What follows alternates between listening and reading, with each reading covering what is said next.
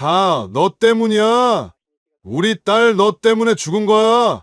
한 남성의 목소리가 장례식장에 울려 퍼졌습니다. 39의 한지우는 남편이 내뱉은 그 말을 평생 잊지 못할 겁니다. 불과 사흘 전 5살 딸 서연이의 장례식 날 들었던 그 말을요. 오늘 이야기는 한 여자의 복수에 관한 겁니다. 끝까지 함께 해주신다면 통쾌함을 느끼실 거예요. 그럼 오늘의 사연 지금 시작하겠습니다.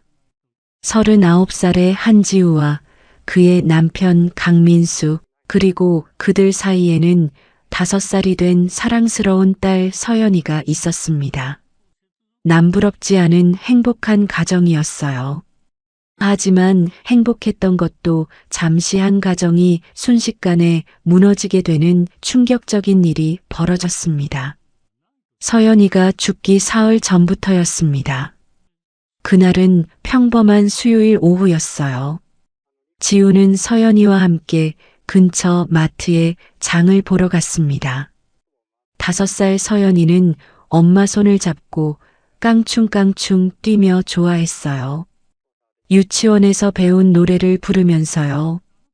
얼마나 건강하고 밝았는지 모릅니다. 집으로 돌아와 저녁을 준비하는데 서연이가 아프다며 부엌으로 왔어요. 지우가 서연의 이마에 손을 대보니 조금 뜨겁더군요. 열이 나는 것 같았습니다. 아이들이 가끔 그러니까 크게 걱정하지는 않았어요. 해열제를 먹이고 일찍 재웠습니다. 하지만 밤이 되자 열이 더 올랐어요. 서연이가 보채기 시작했습니다. 지우는 민수에게 전화를 걸었어요. 6번을 걸었는데 받지 않더군요. 나중에 문자만 왔습니다. 회의 중이라고요. 새벽 2시쯤 서연이 열이 39도를 넘어갔어요. 지우는 더 이상 기다릴 수 없었습니다. 택시를 불러 아이를 안고 응급실로 달려갔어요. 혼자서요. 응급실 의사가 서연이를 진찰했어요. 처음에는 단순 감기인 줄 알았습니다. 하지만 추가 검사를 하더니 의사 표정이 굳어지더군요. 급성 뇌수막염 의심이라고 했어요. 바로 입원이 필요하다고요. 지우는 그 자리에서 다리에 힘이 풀렸습니다. 뇌수막염이라니요. 민수에게 다시 전화를 걸었어요. 이번에는 받았습니다. 지우가 상황을 설명하자 민수는 잠깐 침묵하더니 말했어요. 내일 아침 중요한 프레젠테이션이 있어서 지금 갈 수 없다고요. 끝나는 대로 가겠다고요. 지우는 전화를 끊고 혼자 서연이 곁을 지켰어요. 아이는 열에 시달리며 신음했습니다. 작은 손이 얼마나 뜨거웠는지요. 지우는 밤새 아이 손을 잡고 기도했어요. 다음 날 아침이 되었어요. 민수는 오지 않았습니다. 문자만 왔어요. 프레젠테이션이 길어진다고요. 오후에 가겠다고요. 하지만 오후가 되어서도 여전히 오지 않았습니다. 또 문자가 왔습니다. 회사 임원들과 회식이 잡혔다고요. 내일 아침 일찍 가겠다고요. 지우는 답장하지 않았어요. 이미 기대하는 걸 포기했거든요. 그냥 혼자서 아이를 돌봤습니다. 간호사들이 안타까워하며 도와주었어요. 이틀째 밤이 되었어요. 서연이 상태가 급격히 나빠졌습니다. 의료진이 부산하게 움직였어요. 중환자실로 옮겨야 한다고 했습니다. 지우는 그제야 민수에게 다급하게 전화를 걸었어요. 이번에는 받지 않았습니다. 문자를 보냈어요. 제발 와달라고요. 서연이가 위험하다고요. 1시간 후에 답장이 왔어요. 지금 회사 회식 자리라서 빠져나올 수 없다고요. 조금만 기다리라고요. 그런데 새벽 4시 믿을 수 없는 일이 벌어졌어요. 상황이 심각해지더니 서연이가 숨을 거둔 거였죠. 지우가 아이 손을 잡고 있을 때였어요. 작은 손이 점점 차갑게 식어가는 걸 느꼈습니다. 의사가 사망 시각을 기록했어요. 간호사가 지우를 부축했습니다. 지우는 아무 소리도 내지 못했어요. 그냥 딸의 차가운 손을 놓지 못하고 있었습니다. 이런 상황에 민수는 아직도 오지 않은 상태였습니다. 지우는 묵묵히 모든 걸 처리했어요. 장례식장 예약하고 부고 알리고 수해 준비하고요. 그날 저녁 시어머니가 왔어요. 박순자 할머니는 며느리를 보자마자 차갑게 물었습니다. 어떻게 된 거냐고요? 손녀가 왜 죽었냐고요? 지우가 상황을 설명했어요. 급성 뇌수막염이었다고요. 최선을 다했지만 너무 빨리 진행되었다고요. 시어머니는 고개를 저었어요. 그러면서 아들에게 말했습니다. 며느리가 평소에 애를 제대로 안 돌봐서 그런 거라고요. 본인이 키웠으면 이런 일 없었을 거라고요. 지우는 아무 말도 하지 않았어요. 해명해봤자 소용없다는 걸 알았거든요. 장례식 날 아침이 밝았어요. 1년 중 가장 긴 하루가 시작된 거예요. 민수는 장례식 당일 아침에야 나타났어요. 회사 옷을 입은 채로요. 어젯밤 회사에서 자고 왔다더군요. 딸이 죽었는데 회사에서 잤다니 믿기십니까? 미안, 급한 일이 있어서. 민수가 건넨 말은 그게 전부였어요. 사과 같지도 않은 사과였습니다. 지우는 아무 대꾸도 하지 않았어요. 이미 기대하는 걸 포기한 지 오래였거든요. 장례식장은 조용했어요. 5살배기 아이의 장례식이니 당연했죠. 가족과 가까운 지인 몇몇 분이었어요. 조문객이 오기 시작했어요. 친척들, 지우 친구들, 민수 회사 사람들이 왔습니다. 다들 안타까워하며 위로했어요. 지우는 고개 숙여 인사했습니다. 눈물은 이미 다 말라버렸습니다. 사흘 밤낮을 울고 또 울었거든요. 민수는 계속 휴대폰을 들여다봤어요. 문자 확인하고 전화 받고요. 옆에서 지켜보는 사람들이 수군거렸습니다. 여보, 오늘만이라도 전화 좀 그만 받으면 안 돼? 지우가 작게 말했을 때 민수는 짜증스러운 표정을 지었어요. 회사 중요한 거니야. 나도 어쩔 수 없잖아. 그렇게 말하고는 밖으로 나가 또 통화를 했습니다. 지우는 혼자 남아서 조문객을 맞았어요. 마치 홀로 된 것처럼요. 오후 4시쯤 마지막 조문객이 돌아갔어요. 장례식장에는 가족만 남았습니다. 지우, 민수, 그리고 시어머니 박순자 할머니요. 67의 시어머니는 장례식 내내 며느리를 쏘아보고 있었어요. 그 시선이 얼마나 차갑던지요. 지우는 알고 있었습니다. 시어머니가 손녀 죽음을 며느리 탓으로 돌리고 있다는 걸요. 그리고 그 순간이 왔어요. 민수가 소주를 마시기 시작했습니다. 장례식장 한쪽에 놓인 소주병을 들고 연거푸 잔을 비웠어요. 1병, 2병, 3병. 금세 취기가 올랐습니다. 다 너 때문이야. 민수가 지우를 보며 말했어요. 목소리가 떨리고 있었습니다. 뭐가? 우리 딸, 우리 서연이가 죽은 거 다 내 탓이야. 지우는 얼어붙었어요. 심장이 쿵쿵 뛰기 시작했습니다. 당신이 애를 제대로 못 봐서 그런 거잖아. 아프다는데 왜 빨리 큰 병원 안 데려갔어? 왜? 민수의 목소리가 점점 커졌어요. 장례식장 직원들이 힐끔 쳐다봤습니다. 나는 바로 병원 데려갔어. 당신한테 전화했을 때 그래, 나한테 전화했지? 근데 나 회의 중이었잖아. 중요한 회의였다고? 말도 안 되는 소리였어요. 딸이 죽어가는데 회의가 중요하다니요. 하지만 민수는 계속 소리쳤습니다. 내가 제대로 못 키워서 그런 거야. 평소에 애 관리를 어떻게 했길래 갑자기 죽어? 시어머니가 거들었어요. 그러게 말이다.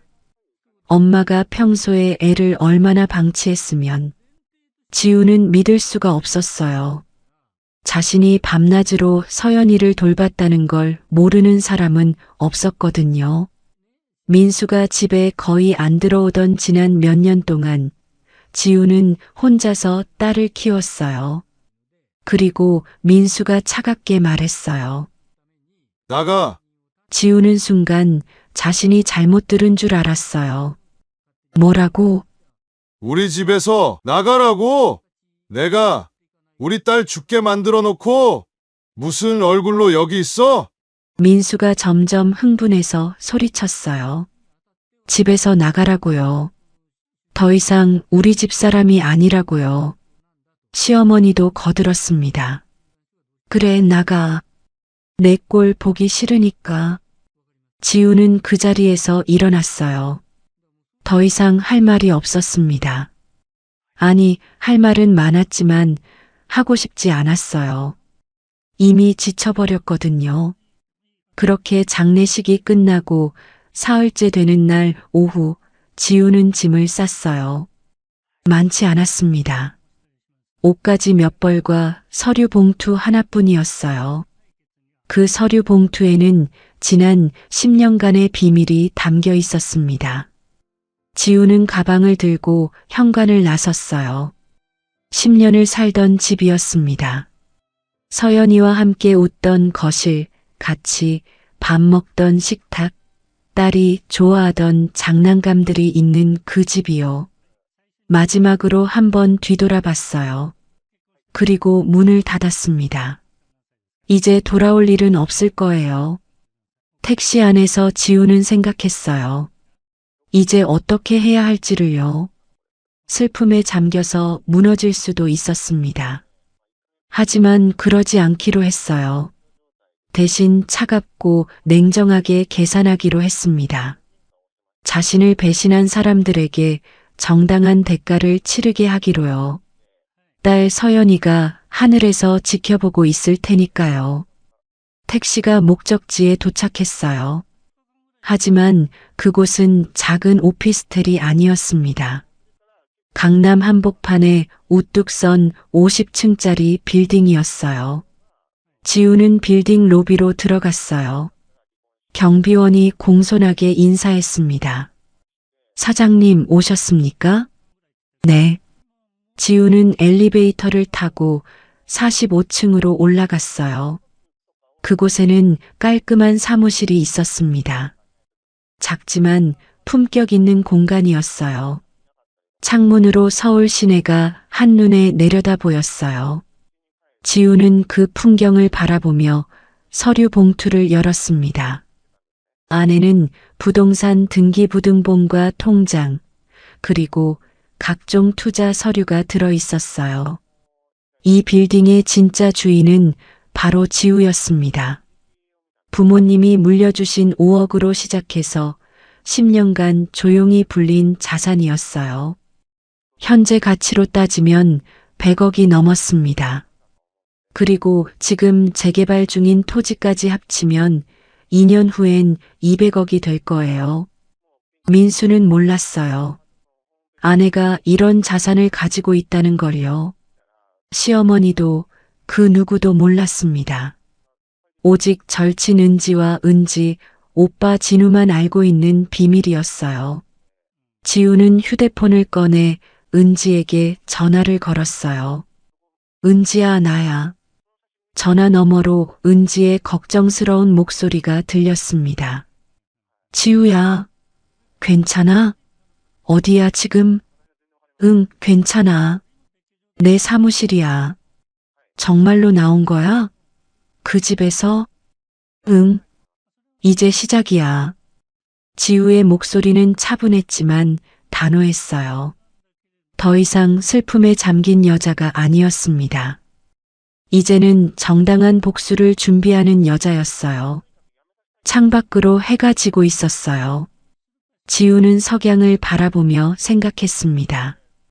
딸 서연이는 이제 없지만 엄마는 당당하게 살아갈 거라고요. 그리고 엄마를 배신한 사람들에게 마땅한 대가를 치르게 할 거라고요. 지우는 빌딩 사무실에 앉아 창밖을 바라봤어요. 서울의 야경이 반짝이고 있었습니다. 이렇게 많은 걸 이룬 자신이 어떻게 여기까지 왔는지 생각해 봤어요. 모든 건 15년 전으로 거슬러 올라갑니다.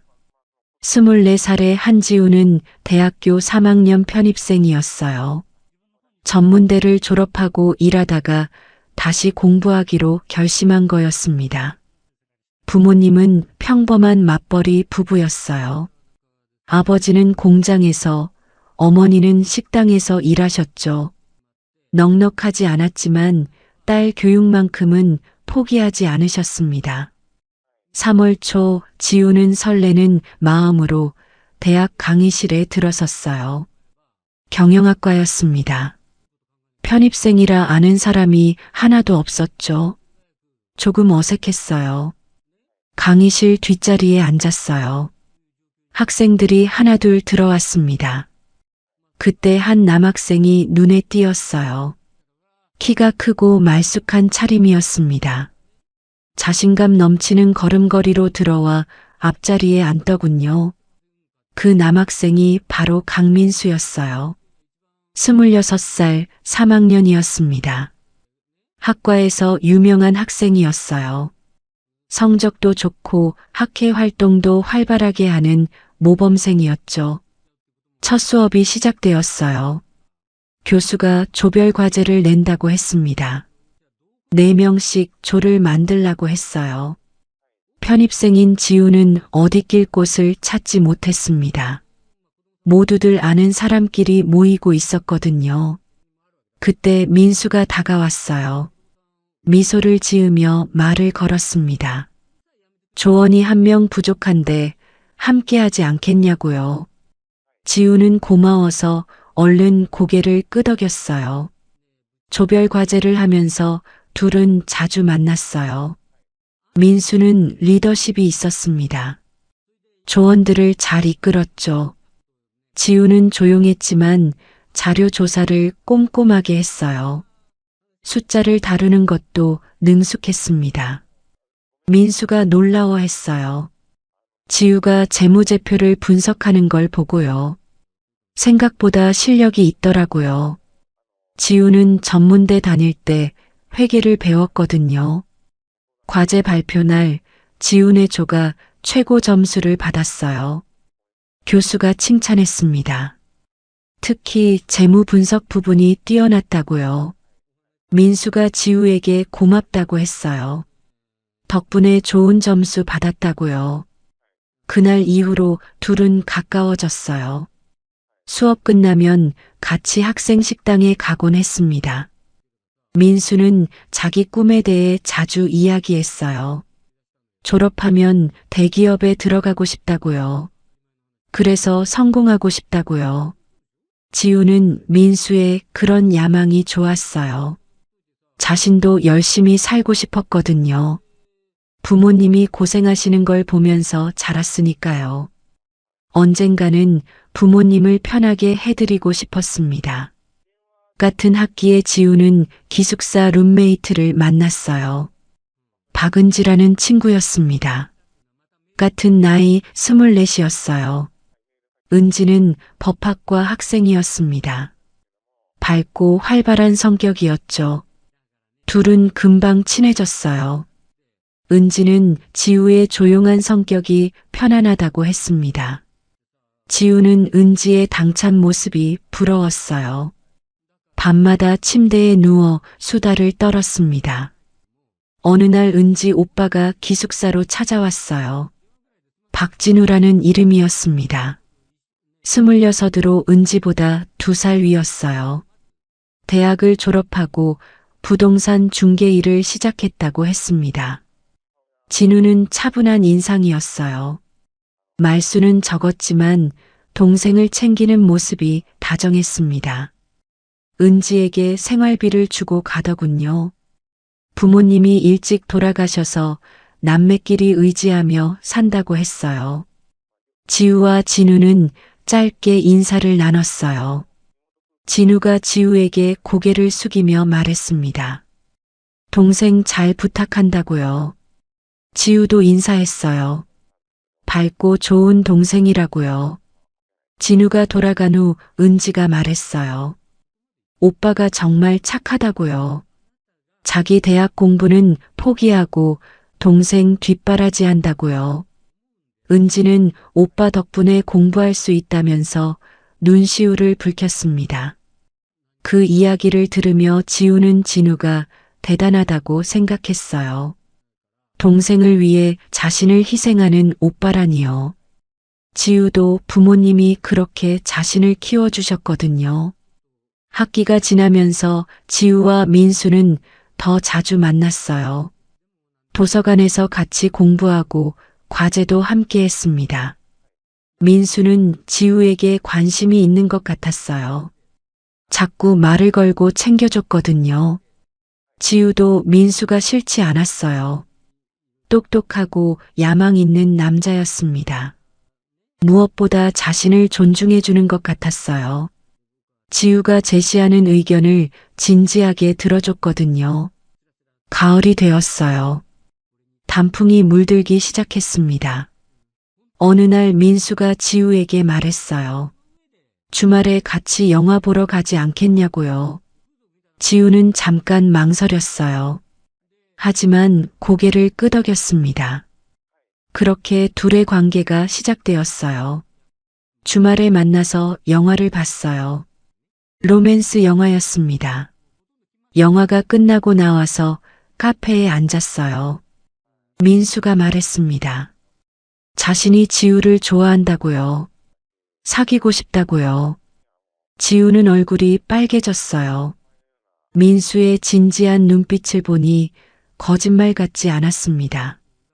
지우도 솔직하게 대답했어요.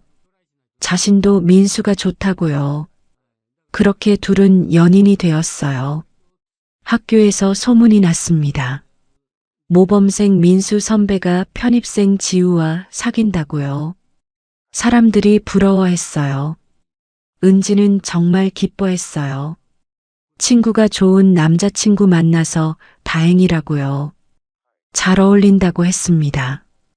지우도 행복했어요. 민수와 함께 있으면 즐거웠거든요. 하지만 지우에게는 다른 관심사도 있었어요. 경영학을 공부하면서 투자에 흥미가 생긴 거예요. 특히 부동산과 주식에 관심이 많았습니다. 도서관에서 투자 관련 책을 빌려 읽었어요. 재무제표 보는 법, 부동산 시장 분석하는 법을 공부했습니다. 혼자 조용히요. 민수에게는 말하지 않았어요. 굳이 말할 필요를 못 느꼈거든요. 민수는 대기업 취업에만 관심 있었으니까요. 은지와는 가끔 이야기했어요. 은지가 물었습니다. 왜 투자 공부하냐고요? 지우가 대답했어요. 언젠가 부모님 편하게 해드리고 싶다고요. 월급만으로는 힘들 것 같다고요. 은지가 고개를 끄덕였어요. 그러면서 오빠한테 물어보라고 했습니다. 진우 오빠가 부동산 일하니까 조언 들으면 도움 될 거라고요. 지우는 그 말을 기억해뒀어요. 나중에 기회가 되면 여쭤봐야겠다고 생각했습니다. 그때는 아직 먼 미래 이야기였지만요. 그렇게 대학 생활이 이어졌어요. 민수와의 연애, 은지와의 우정, 그리고 조용한 투자 공부까지요. 지우는 행복했습니다. 미래가 밝아 보였거든요. 대학을 졸업한 건 5년 후였어요. 지우는 29, 민수는 31살이었습니다. 민수는 목표했던 대로 대기업에 취직했어요. 중견 제조업체의 기획팀이었습니다. 초봉은 괜찮았어요. 신입사원 치고는 좋은 조건이었죠. 지우는 작은 회계법인에 들어갔어요. 월급은 민수보다 적었지만 배울 게 많은 곳이었습니다. 실제 기업들의 재무제표를 다루는 일이었거든요. 투자 공부하는데 도움이 될 것 같았어요. 연애한 지 5년이 지났어요. 민수가 청혼했습니다. 지우도 결혼하고 싶었어요. 서로 사랑했고 미래도 밝아 보였거든요. 양가 부모님이 만났어요. 지우 부모님은 평범한 분들이셨습니다. 아버지는 공장 반장님이었고 어머니는 식당 주방장이셨어요. 민수 부모님은 조금 더 여유가 있는 편이었습니다. 아버지는 작은 회사를 운영하셨죠. 결혼 준비를 하면서 지우 부모님이 딸을 불렀어요. 통장을 건네주셨습니다. 5억이 들어 있었어요. 부모님이 평생 모은 돈이었습니다. 아버지가 말씀하셨어요. 이 돈으로 좋은 집 마련하고 잘 살라고요. 어머니는 눈물을 글썽이셨습니다. 딸이 고생하지 않았으면 좋겠다고요. 지우는 가슴이 뭉클했어요. 부모님이 얼마나 고생하셨는지 알았거든요. 새벽부터 밤늦게까지 일하시던 모습을요. 이 돈이 얼마나 소중한지 알았습니다. 결혼식은 소박하게 치렀어요. 가까운 친척들과 친구들만 초대했습니다. 은지가 들러리를 서줬어요. 진우 오빠도 왔습니다. 축하한다며 조용히 미소 지어주더군요. 신혼집은 작은 아파트였어요. 전세로 얻었습니다. 민수 월급으로 충분히 감당할 수 있는 곳이었어요. 입주하고 며칠 후였어요. 민수가 말했습니다. 장인어른이 주신 5억은 은행에 넣어두자고요. 나중에 집 살 때 보태서 쓰면 된다고요. 지금은 자기가 벌어서 살림 꾸리고 싶다고요. 민수의 목소리에는 자부심이 있었어요. 아내를 자기 힘으로 먹여 살리겠다는 남자의 자존심이요. 지우는 그게 나쁘지 않았어요. 오히려 듬직하게 느껴졌습니다. 하지만 며칠 후 시댁에 갔을 때 분위기가 달랐어요. 시어머니가 넌지시 말씀하셨습니다. 며느리 친정 돈으로 사는 집은 진짜 아들 집이 아니라고요. 주변에서 뭐라고 하더라고요. 지우는 그 말을 듣고 불편했어요. 하지만 아무 말도 하지 않았습니다. 시댁과 마찰 빚고 싶지 않았거든요.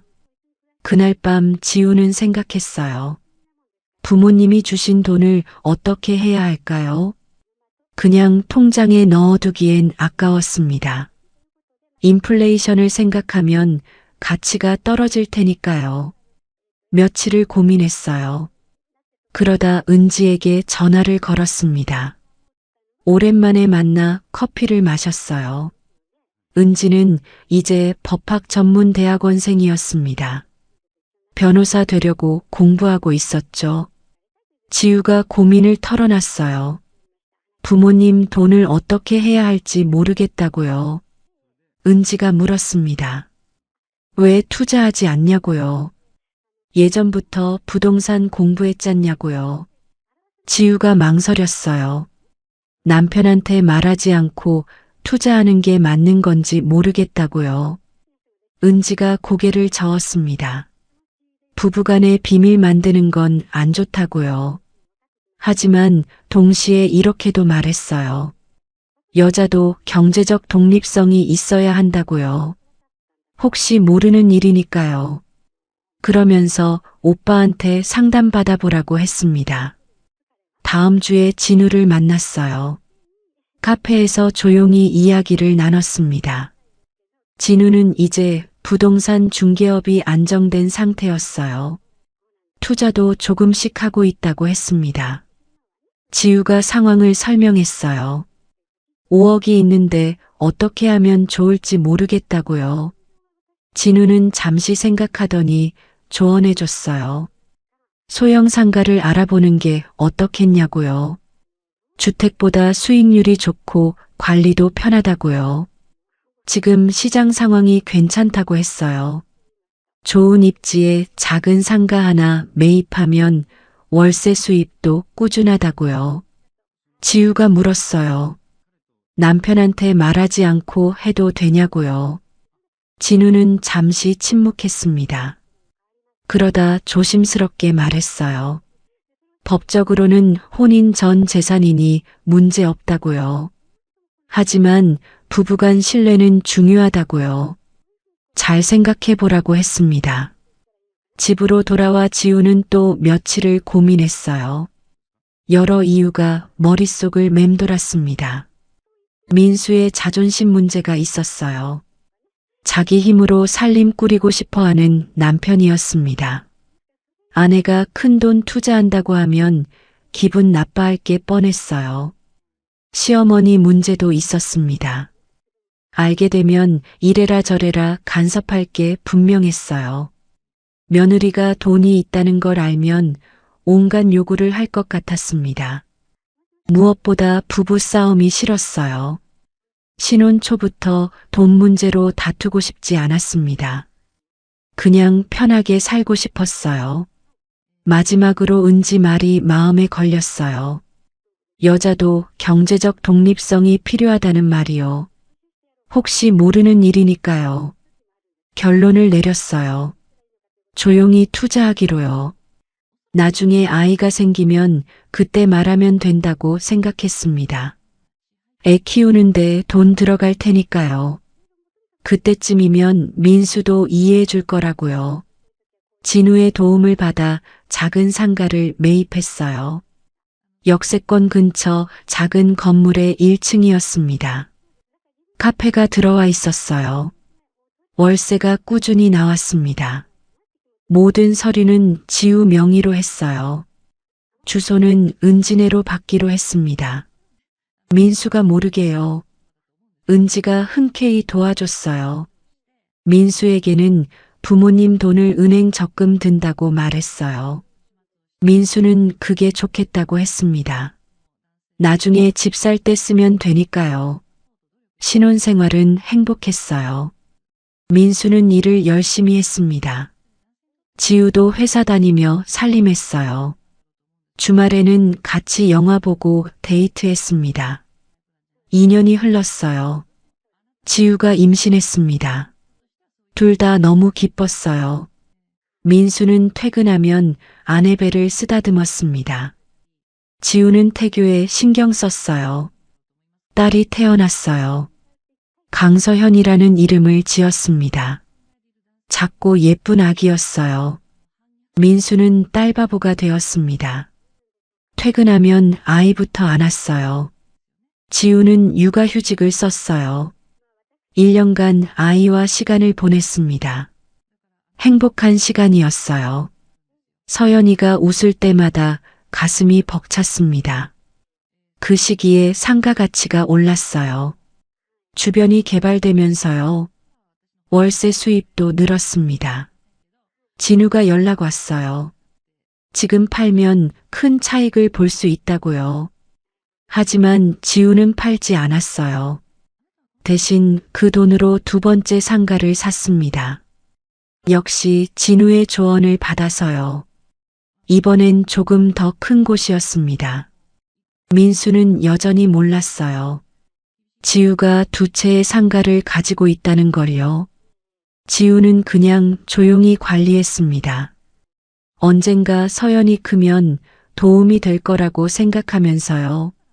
서연이가 돌이 되었어요. 잔치를 열었습니다. 양가 가족들이 모였어요. 은지와 진우도 왔습니다. 서연이는 돌잡이에서 마이크를 잡았어요. 다들 웃으며 가수 되겠다고 했습니다. 그날이 정말 행복했어요. 가족이 함께 웃고 떠들었습니다. 지우는 생각했어요. 이 행복이 계속되기를요. 서연이가 새 돌을 맞이한 해였어요. 지우는 35, 민수는 37이었습니다. 그해 봄에 민수가 과장으로 승진했어요. 회사에서 인정받는다는 증거였습니다. 민수는 기뻐했어요. 지우도 축하해줬습니다. 가족을 위해 열심히 일하는 남편이 자랑스러웠거든요. 하지만 승진과 함께 변화가 시작되었어요. 민수의 업무량이 늘어났습니다. 아침 일찍 나가서 밤늦게 들어왔어요. 주말 출근도 잦아졌습니다. 지우는 이해하려고 했어요. 새로운 직책에 적응하느라 바쁜 거라고 생각했죠. 하지만 시간이 지나도 나아지지 않았어요. 오히려 더 심해졌습니다. 민수는 집에 와도 노트북을 펼쳐놓고 일했어요. 서연이가 아빠 놀아달라고 조르면 귀찮다는 표정을 지었습니다. 주말에 동물원 가기로 약속했던 날이 있었어요. 서연이가 며칠 전부터 기다렸습니다. 하지만 당일 아침 민수가 말했어요. 회사에 급한 일이 생겼다고요. 다음에 가자고요.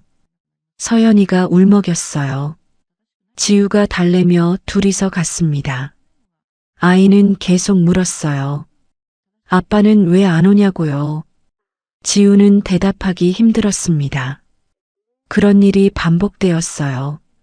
약속 취소가 잦아졌습니다. 아이의 유치원 행사에도 민수는 오지 않았어요. 학예회, 운동회 모두 지우 혼자 갔습니다. 저녁 식탁도 달라졌어요. 예전에는 셋이 함께 저녁을 먹었는데 이제는 지우와 서연이 둘뿐이었습니다. 민수는 회사에서 먹고 온다고 했어요. 아니면 회식이라고 했습니다. 대화도 줄어들었어요. 민수는 집에 와서 씻고 바로 잤습니다. 지우가 말을 걸어도 피곤하다며 대충 대답했어요. 아내와 눈을 마주치지도 않았습니다. 1년이 더 지났어요. 서연이가 4살이 되었습니다. 민수가 차장으로 또 승진했어요. 회사에서 승승장구하고 있었습니다. 하지만 가정은 점점 냉랭해졌어요. 민수는 이제 주말에도 거의 집에 없었습니다. 골프 약속이 있다고 했어요. 회사 사람들과 만나야 한다고 했습니다. 지우는 외로웠어요. 결혼 10년이 되어 가는데 남편과 대화다운 대화를 한 게 언제인지 기억도 안 났습니다. 혼자 아이를 키우는 기분이었어요. 어느 날 은지에게 전화를 걸었어요. 오랜만에 만나자고 했습니다. 은지는 이제 변호사가 되어 있었어요. 로펌에서 일하고 있었습니다. 카페에서 만났어요. 은지가 지우를 보자마자 놀랐습니다. 얼굴이 많이 지쳐 보인다고요. 지우는 그제야 눈물이 났어요. 모든 걸 털어놨어요. 남편이 가족에게 무관심하다는 것을요. 서연이도 아빠 얼굴을 거의 못 본다는 것을요. 자신이 외롭다는 것을요. 은지가 안타까워했어요. 민수가 왜 그러냐고 물었습니다. 지우가 고개를 저었어요. 모르겠다고요. 일 때문인지 아니면 다른 이유가 있는지요.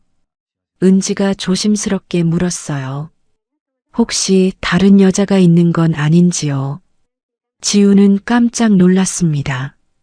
생각해 본 적 없던 가능성이었거든요. 하지만 가능성이 전혀 없는 건 아니었어요. 민수의 행동을 돌이켜보면 수상한 점이 있었습니다. 휴대폰을 항상 엎어두고요. 문자가 오면 화면을 가리고 확인했어요. 집에 돌아와 지우는 민수를 유심히 관찰하기 시작했어요. 그러자 더 많은 게 보였습니다. 예전에 안 쓰던 향수를 뿌리고요. 옷차림도 신경 쓰기 시작했어요. 어느 주말이었어요. 민수가 골프 간다고 나갔습니다. 지우가 우연히 민수 차를 정리하다가 조수석에서 헤어핀을 발견했어요. 긴 머리카락이 달린 핀이었습니다. 지우는 단발머리였어요. 가슴이 철렁했어요. 하지만 확신할 수는 없었습니다. 동료 직원을 태웠을 수도 있으니까요. 지우는 일단 참았어요. 증거를 더 모아야겠다고 생각했습니다. 며칠 후 민수가 늦게 들어온 날이었어요. 와이셔츠 깃에 립스틱 자국이 묻어 있었습니다. 민수는 회식했다고 했어요. 지우는 아무 말도 하지 않았습니다. 밤에 민수가 잠든 후 휴대폰을 봤어요. 비밀번호가 바뀌어 있었습니다. 예전에는 결혼기념일이었는데 이제는 안 열렸어요. 다음 날 아침 민수에게 물었어요. 휴대폰 비밀번호 왜 바꿨냐고요? 민수는 대수롭지 않게 대답했습니다. 회사 보안 때문에 자주 바꿔야 한다고요. 지우는 더 이상 참을 수 없었어요. 다시 은지를 만났습니다. 상황을 설명했어요. 은지가 진지하게 말했습니다. 증거를 확실히 잡는 게 좋겠다고요. 나중을 위해서요. 그러면서 다른 제안도 했어요. 투자 이야기였습니다. 지우가 가진 상가 2채로는 부족하다고요. 더 큰 자산을 만들어놔야 한다고요. 혹시 모르니까요. 은지가 오빠를 다시 소개해줬어요. 진우는 이제 부동산 투자 전문가로 자리 잡은 상태였습니다. 여러 건물에 투자하고 있었어요. 며칠 후 진우 사무실에서 만났어요. 오랜만이었습니다. 진우는 여전히 과묵했지만 따뜻한 사람이었어요. 지우의 상황을 들은 진우가 조언해줬어요. 지금 괜찮은 재개발 예정지가 있다고요. 2년 후쯤 개발이 시작될 거라고요. 지금 투자하면 큰 수익을 볼 수 있다고 했습니다. 지우가 물었어요. 얼마나 필요하냐고요. 진우가 계산기를 두드렸습니다. 지금 가진 상가 2채를 담보로 대출받고 추가로 현금을 더하면 가능하다고 했어요. 고민이 되었어요. 큰 돈이었거든요. 하지만 진우의 설명을 들으니 확신이 들었습니다. 무엇보다 지금 자산을 더 불려놔야 할 것 같았어요. 민수와의 관계가 어떻게 될지 모르니까요. 결정을 내렸어요. 진우의 조언대로 투자하기로요. 서류 작업을 진행했습니다. 모든 게 지우 명의였어요. 여전히 민수는 몰랐습니다. 집으로 돌아와서도 지우는 평소처럼 생활했어요. 아무 일 없는 척 했습니다. 하지만 속으로는 준비하고 있었어요. 그 무렵 민수의 외도가 더 노골적이 되었어요. 주말에도 자주 나갔습니다. 늦게 들어오는 날이 많아졌어요. 거짓말도 늘었습니다. 지우는 조용히 증거를 모았어요. 사진도 찍고 문자 기록도 캡처했습니다. 민수가 모르게요. 언젠가 필요할 거라는 생각이 들었거든요. 서연이는 그런 부모의 관계를 모르고 자랐어요. 5살이 되었습니다. 유치원에서 친구들과 잘 지냈어요. 지우는 딸만 보면서 버텼습니다. 그의 겨울이었어요. 민수가 임원 승진을 앞두고 있다는 소식을 들었습니다. 회사에서 인정받고 있었어요. 하지만 가정에서는 완전히 소외되어 있었습니다. 지우는 이혼을 생각하기 시작했어요. 하지만 서연이 때문에 망설였습니다. 아이에게 아빠가 필요하지 않을까요? 그런 생각에 참고 또 참았어요. 하지만 운명은 다른 쪽으로 흘러가고 있었습니다. 1년이 더 흘렀어요. 지우는 39, 민수는 41살이었습니다. 서연이는 5살이 되었어요. 민수의 외도는 이제 숨기려는 노력조차 하지 않는 수준이 되었습니다. 주말마다 골프 간다며 나갔어요. 평일 밤에는 회식이 잦았습니다. 집에 오면 샤워부터 했어요. 향수 냄새를 지우려는 듯 했죠. 지우는 이미 그 여자가 누군지 알고 있었어요. 민수 회사 후배였습니다. 29살의 젊은 여직원이었어요. 지우보다 10살이나 어렸습니다. 어느 날 민수 차에서 영수증을 발견했어요. 고급 레스토랑 영수증이었습니다. 2인분이었어요. 그날은 민수가 야근한다던 날이었습니다. 또 다른 날에는 호텔 주차 영수증도 봤어요. 민수는 그날도 회사 회식이라고 했었죠. 지우는 모든 걸 사진 찍어 파일로 정리했습니다. 조용히요. 민수의 태도는 더 나빠졌어요. 집에서는 짜증을 자주 냈습니다. 서연이가 말을 걸면 귀찮다는 표정을 지었어요. 지우가 뭘 물어봐도 대충 대답했습니다. 어느 날 밤이었어요. 민수가 늦게 들어왔습니다.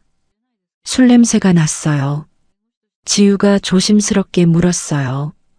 요즘 왜 그러냐고요? 예전처럼 가족과 시간 좀 보내면 안 되냐고요? 민수가 퉁명스럽게 대답했어요. 회사 일이 바쁘다고요. 자기가 이렇게 일하는 게 다 가족 위해서라고요. 그러면서 지우를 힐끗 쳐다봤습니다. 눈빛이 이상했어요. 사실 민수는 속으로 생각하고 있었어요. 아내가 자기보다 똑똑하다는 걸요.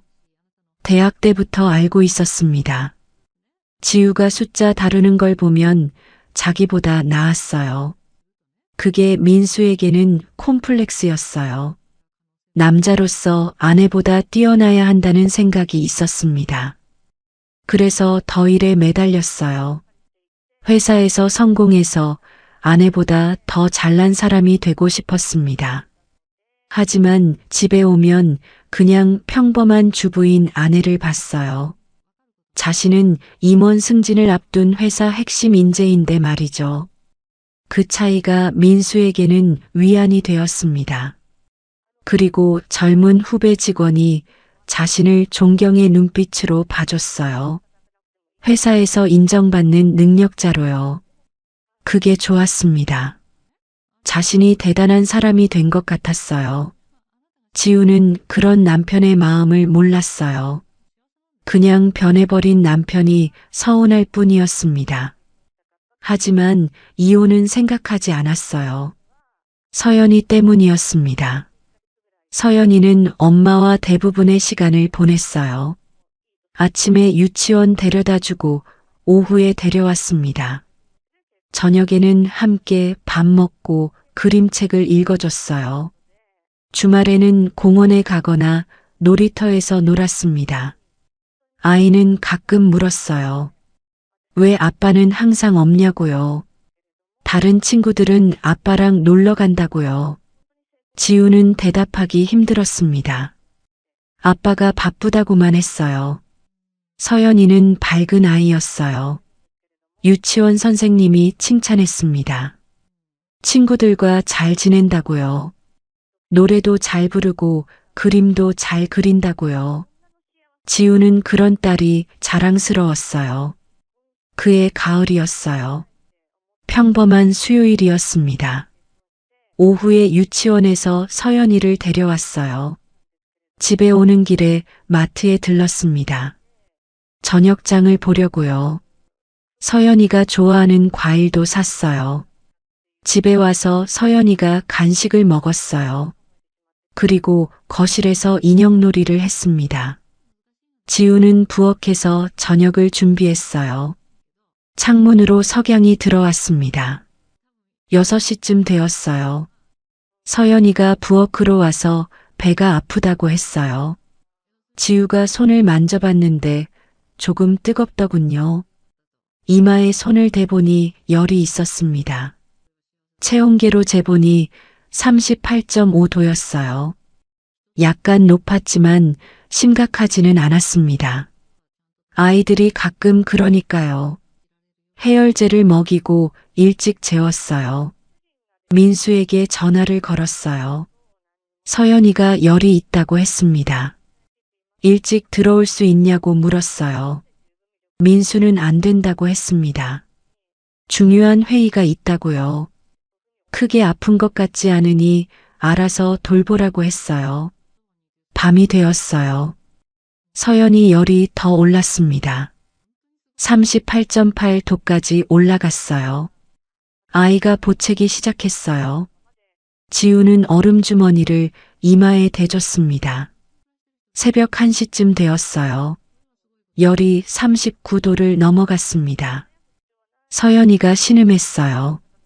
지우는 더 이상 기다릴 수 없었습니다. 옷을 입고 아이를 안았어요. 민수에게 다시 전화를 걸었어요.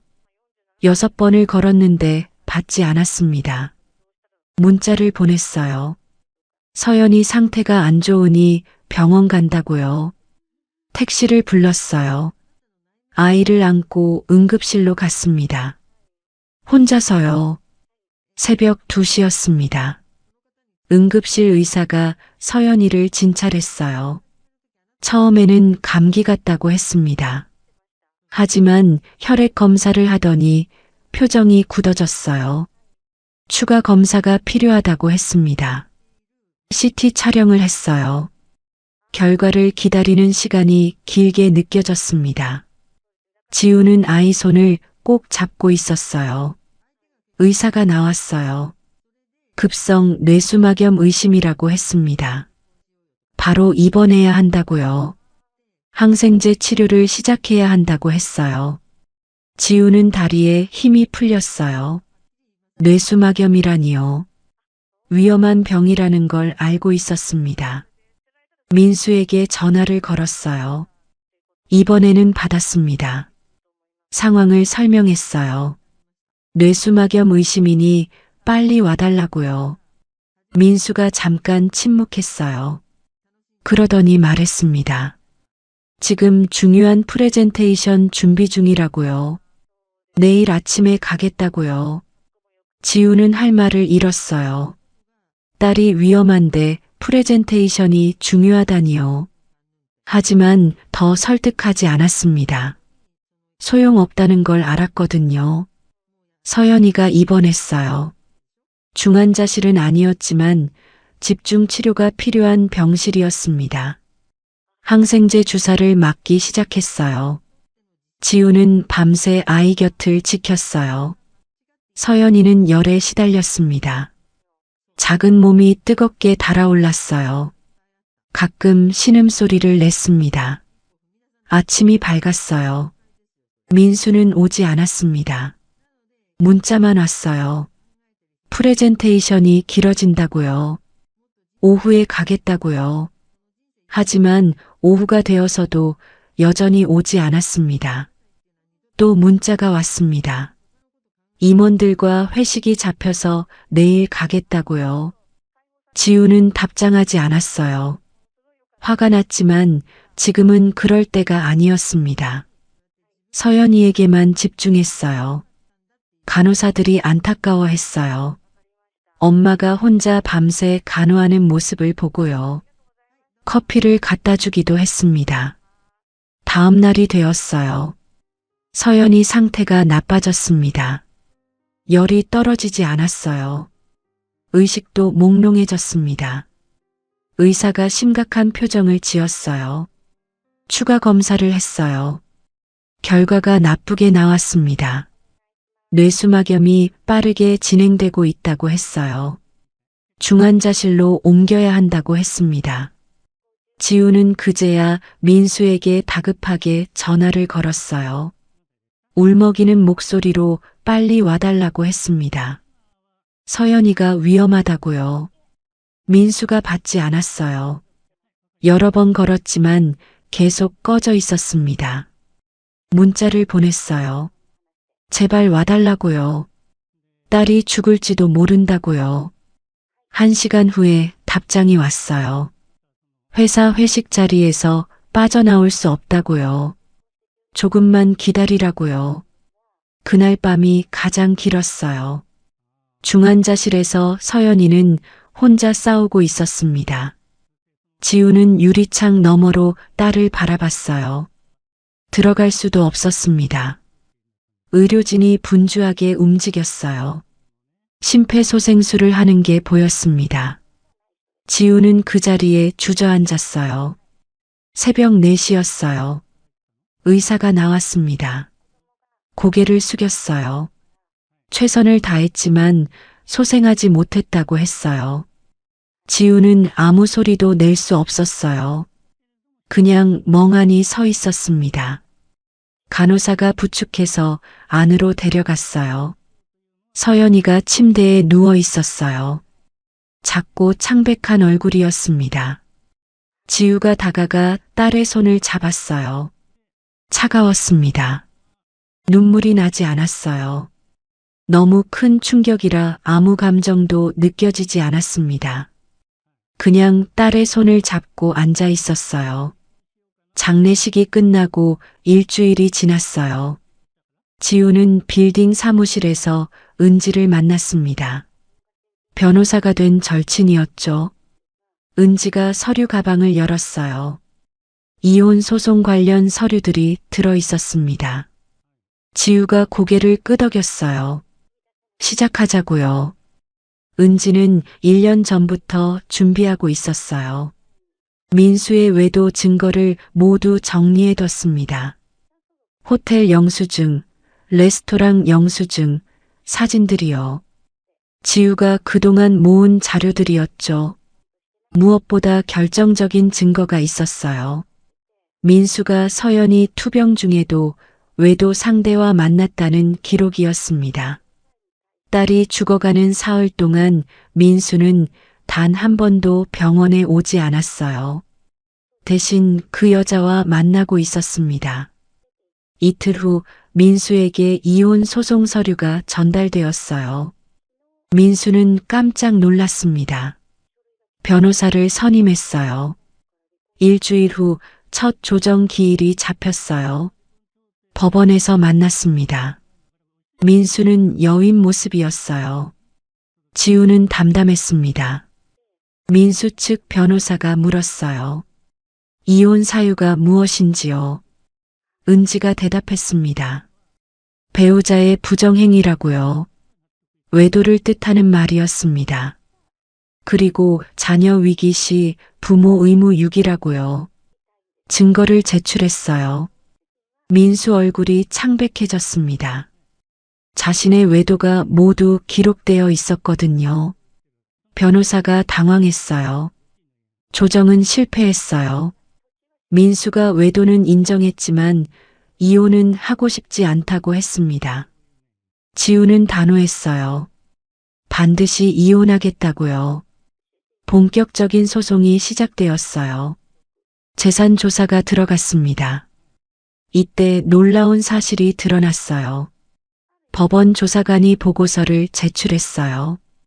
한지우 명의로 된 부동산이 3건 있다고요. 상가 2채와 재개발 예정 토지 1건이요. 총 자산 가치가 100억이 넘는다고 했습니다. 법정이 술렁거렸어요. 민수는 믿을 수 없다는 표정이었습니다. 자기가 몰랐던 아내의 자산이었거든요. 민수 측 변호사가 급하게 전략을 바꿨어요. 재산 분할을 청구했습니다. 혼인 중 취득한 재산이니 절반을 달라고요. 은지가 반박했어요. 이 자산들은 모두 혼인 전 재산에서 비롯되었다고요. 지우 부모님이 결혼할 때 준 5억으로 시작한 거라고요. 배우자 기여분이 전혀 없다고 주장했습니다.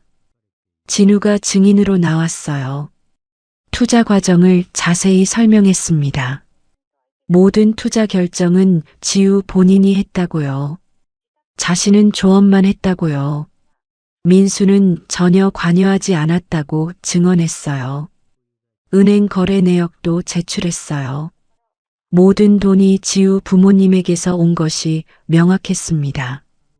민수 돈은 한 푼도 들어가지 않았어요. 판사가 인정했어요. 이 자산들은 지우의 단독 재산이라고요. 재산 분할 대상이 아니라고 판결했습니다. 민수는 충격을 받았어요. 자신이 10년 넘게 살았던 아내가 이런 사람이었다니요. 재산도 재산이지만 자존심이 무너졌습니다. 더 큰 타격이 있었어요. 은지가 위자료를 청구했습니다. 민수의 외도와 가정유기에 대한 배상이라고요. 증거가 너무 명확했어요. 판사가 민수에게 5천만 원의 위자료를 명령했습니다. 게다가 서연이 장례 비용까지 지급하라고 했어요. 이혼이 확정되었어요. 석 달간의 소송 끝이었습니다. 지우는 모든 재산을 지켰어요. 위자료까지 받아냈습니다. 하지만 복수는 거기서 끝나지 않았어요. 소송이 끝난 다음 주였어요. 민수가 출근하니 회사가 발칵 뒤집혀 있었습니다. 건물주가 바뀌었다는 소식이었어요. 회사는 강남의 한 오피스 빌딩에 입주해 있었어요. 10년째 쓰고 있던 곳이었습니다. 그런데 갑자기 건물주가 변경됐다는 통보가 왔어요. 새 건물주가 임대료 인상을 통보했습니다. 기존의 2배였어요. 도저히 감당할 수 없는 금액이었습니다. 회사는 황급히 다른 건물을 알아봤어요. 하지만 강남에서 적당한 곳을 찾기 힘들었습니다. 비용도 만만치 않았어요. 결국 결정이 내려졌어요. 지방으로 사옥을 옮기기로요. 경기도 외곽이었습니다. 임대료는 싸지만 접근성이 떨어지는 곳이었어요. 민수는 그때 알았어요. 건물주가 누군지요. 페이퍼 컴퍼니 명의였지만 실소유주를 추적하니 한지우였습니다. 자신이 10년간 출근하던 빌딩이 전부인 소유였다니요. 민수는 망연자실했어요. 아내가 어떻게 그런 재산을 모았는지 이해할 수 없었습니다. 회사 내부에서도 소문이 퍼졌어요. 민수 때문에 회사가 이사 간다는 얘기가요. 민수의 이혼 스캔들과 연결되었습니다. 임원 승진은 물 건너갔어요. 오히려 지방지사로 발령이 났습니다. 사실상 좌천이었어요. 회사에서 민수를 멀리하고 싶어 했습니다. 민수의 외도 상대였던 후배 직원도 회사를 그만뒀어요. 소문 때문에 견디기 힘들었던 거예요. 둘의 관계도 끝났습니다. 석 달 만에 민수의 모든 게 무너졌어요. 가정도 재산도 직장에서의 입지도요. 남은 건 후회뿐이었습니다. 어느 날 민수가 지우에게 문자를 보냈어요. 만나서 이야기하자고요. 지우는 읽고 답장하지 않았습니다. 다시 전화가 왔어요. 받지 않았습니다. 여러 번 시도했지만 지우는 모두 무시했어요. 더 이상 할 말이 없었습니다. 민수는 혼자 남았어요. 지방 발령으로 출퇴근이 힘들어져 회사 근처 좁은 원룸에서 살게 되었어요. 친구들도 멀어졌어요. 이혼한 남자, 좌천당한 직장인이라는 낙인이 찍혔습니다. 모임에 불러주지 않았어요.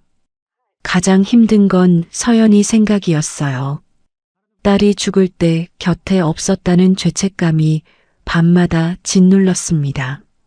술을 마시며 후회했지만 소용없었어요. 반면 지우는 새로운 삶을 시작했어요. 서연이 기일의 묘소를 찾았습니다. 꽃을 놓고 한참 앉아 있었어요. 은지가 연락 왔어요. 오랜만에 저녁 먹자고요. 지우가 고마워했습니다. 은지 덕분에 여기까지 왔다고요. 진우에게도 감사 인사를 전했어요. 투자 조언 덕분에 자산을 지킬 수 있었다고요. 진우는 조용히 미소 지었습니다. 복수는 완벽했어요. 법적으로도 도덕적으로도 아무 하자가 없었습니다. 배신한 자가 마땅한 대가를 치렀어요. 지우는 이제 자유로웠어요. 2년이 흘렀어요. 지우는 41살이 되었습니다. 강남의 빌딩은 이제 완전히 지우 것이었어요. 재개발이 완료되어 50층짜리 빌딩이 들어섰습니다. 가치는 200억이 넘었어요. 진우의 조언대로였습니다. 지우는 빌딩 관리에만 집중하지 않았어요. 서연이를 기리는 일도 시작했습니다. 서연이 추모 장학재단을 만들었어요. 어려운 환경의 아이들을 돕는 재단이었습니다. 특히 아픈 아이들 치료비를 지원했어요. 딸이 못다 산 삶을 다른 아이들이 살 수 있게요. 매달 5명의 아이들이 장학금을 받았어요. 병원비가 필요한 가정에 지원했습니다. 지우는 직접 아이들을 만나러 갔어요. 작은 손을 잡아주고 격려했습니다. 일주일에 한 번은 병원에 봉사 갔어요. 소아병동이었습니다. 아픈 아이들에게 책을 읽어줬어요. 그럴 때마다 서연이가 생각났습니다. 가슴이 아팠지만 의미 있는 시간이었어요. 은지는 여전히 절친이었어요. 이제 유명한 변호사가 되어 있었습니다. 한 달에 한 번씩 만나 저녁을 먹었어요. 지우의 가장 든든한 지원군이었죠. 진우와도 자주 연락했어요. 투자 조언을 받았습니다. 가끔 만나서 커피도 마셨어요. 그는 여전히 과묵했지만 따뜻한 사람이었습니다. 어느 날 은지가 말했어요. 오빠가 지우를 좋아하는 것 같다고요. 지우는 놀랐습니다. 전혀 몰랐거든요. 생각해보니 진우는 항상 지우를 배려했어요. 투자 조언도 그렇고 어려울 때 조용히 도와줬습니다. 하지만 한 번도 티를 낸 적이 없었어요. 은지가 물었어요. 오빠에 대해 어떻게 생각하냐고요. 지우는 망설였습니다. 좋은 사람이라고 생각한다고요. 하지만 아직 연애 생각은 없다고요. 은지가 고개를 끄덕였어요. 천천히 생각해 보라고 했습니다. 오빠는 기다릴 거라고요. 봄이 왔어요. 서연이가 죽은 지 2년이 되는 날이었습니다. 지우는 아침 일찍 묘소로 향했어요. 꽃다발을 들고요. 서연이가 좋아하던 튤립이었습니다. 묘소에 도착했어요. 작은 비석 앞에 섰습니다. 사진 속 서연이가 웃고 있었어요. 5살의 밝은 얼굴이었습니다. 꽃을 놓고 무릎을 꿇었어요. 한참 가만히 앉아 있었습니다. 말없이 딸을 그리워했어요. 발소리가 들렸어요. 누군가 다가오고 있었습니다. 고개를 들었어요. 진우였어요. 손에 꽃다발을 들고 있었습니다. 지우와 눈이 마주쳤어요. 진우가 조용히 다가왔어요. 지우 옆에 섰습니다. 그리고 아무 말 없이 꽃을 놓았어요. 둘은 나란히 서연이 묘 앞에 섰어요. 한참을 그렇게 있었습니다. 말이 필요 없었어요. 바람이 불었어요. 봄바람이 따뜻했습니다. 나뭇잎이 살랑거렸어요. 진우가 조심스럽게 입을 열었어요. 은지한테 들었다고요. 오늘이 서연이 기일이라고요. 혼자 오시는 것 같아서 왔다고요. 지우가 고마워했어요. 배려에 감사하다고요. 진우는 고개를 저었습니다. 당연한 일이라고요. 묘소를 정리하고 일어섰어요. 진우가 물었습니다. 커피 한 잔 하지 않겠냐고요. 지우가 끄덕였어요. 근처 카페에 앉았어요. 창밖으로 봄날이 보였습니다. 벚꽃이 피어나고 있었어요. 진우가 말했어요. 혼자서 모든 걸 이겨낸 지우가 참 대단하다고요. 그러더니 조심스럽게 말했습니다. 자신이 오래전부터 좋아했다고요. 지우가 놀라서 진우를 봤어요. 진우는 담담한 표정이었습니다. 대학 때 처음 봤을 때부터 마음에 들었다고 했어요. 하지만 지우가 민수와 연애해서 멀리서만 봤다고요. 결혼하고 나서도 행복하길 바랐다고요. 지우가 힘들어할 때 도와주고 싶었다고 했어요. 하지만 그때는 때가 아니라고 생각했다고요. 그래서 그냥 투자 조언만 해줬다고요. 지금도 마찬가지라고 했어요. 지우가 준비될 때까지 기다리겠다고요. 10년이든 20년이든요. 그냥 옆에서 지켜보고 싶다고요. 지우의 눈에 눈물이 맺혔어요. 진우의 진심이 느껴졌습니다. 이렇게 조용히 기다려준 사람이 있었다니요. 지우가 말했어요. 감사하다고요. 그동안 몰랐다고요. 진우는 미소 지었습니다. 몰라도 괜찮다고요. 지우가 솔직하게 말했어요. 아직 확신은 없다고요. 하지만 진우와 함께 있으면 편안하다고요. 시간을 갖고 싶다고요. 진우가 고개를 끄덕였어요. 천천히 가자고 했습니다. 급할 것 없다고요.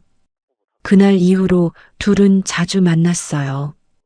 처음에는 일주일에 한 번, 그 다음엔 이틀에 한 번씩이요. 자연스럽게 가까워졌습니다. 그저 옆에 있어주며 힘들 때 들어주고 기쁠 때 함께 웃어줬어요. 서연이 이야기를 할 때도 진심으로 들어줬습니다. 여름이 되었어요. 지우가 진우에게 말했습니다. 이제 준비가 된 것 같다고요. 다시 사랑할 수 있을 것 같다고요. 그렇게 그들의 공식적인 연애가 시작되었고 악몽 같던 시간을 뒤로 하고 지우에게 다시 한번 행복이 찾아왔어요. 반면 민수는 어떻게 지내고 있을까요? 지우는 가끔 궁금했지만 알아보지 않았어요. 이미 끝난 인연이었으니까요. 민수는 승진은 포기한 채 여전히 지방에서 근무하고 있었어요. 하루하루 과거를 떠올리며 자책하고 후회만 하고 있었습니다. 왜 그때 가족을 소중히 하지 않았을까? 왜 딸이 아플 때 곁에 없었을까? 하지만 돌이킬 수 없었습니다. 반면 지우는 새로운 삶을 살고 있었어요. 진우와 함께 장학재단을 키워갔습니다. 더 많은 아이들을 도왔어요.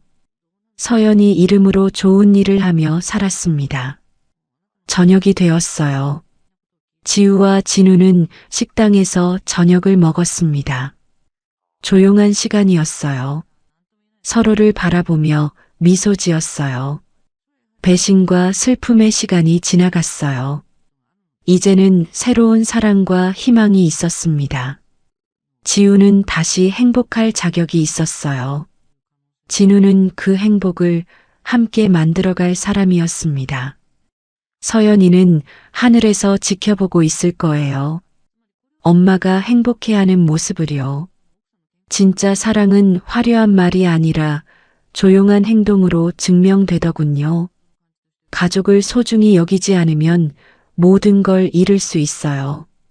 하지만 그 아픔을 이겨내고 다시 일어설 수 있다는 것도 배웠습니다. 여러분에게도 소중한 사람들이 있을 거예요. 그들을 당연하게 여기지 마세요. 지금 이 순간 사랑을 표현하세요. 나중에 후회하지 않도록요. 오늘 이야기 어떠셨나요? 여러분의 소중한 시간을 함께 해주셔서 정말 고맙습니다. 구독과 좋아요는 더 좋은 이야기를 만드는 큰 힘이 됩니다. 다음에도 더 많은 감동과 교훈이 담긴 이야기로 찾아뵙겠습니다. 감사합니다.